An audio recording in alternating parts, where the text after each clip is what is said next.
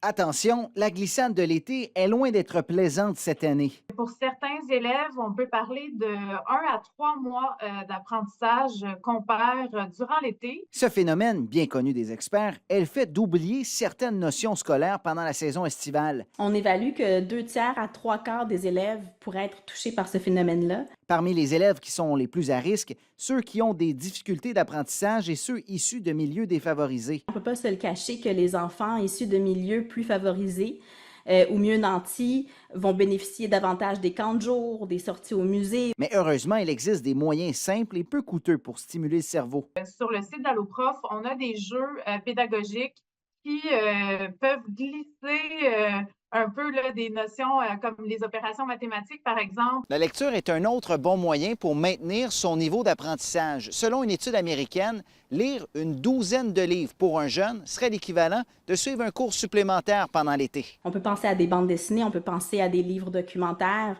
et il n'y en a pas un qui vaut mieux qu'un autre. Mais aussi, insérer la lecture dans vos vacances en famille. Ça peut être de cuisiner avec nos enfants aussi. Là, quand on lit une recette de cuisine, ça compte pour de la lecture.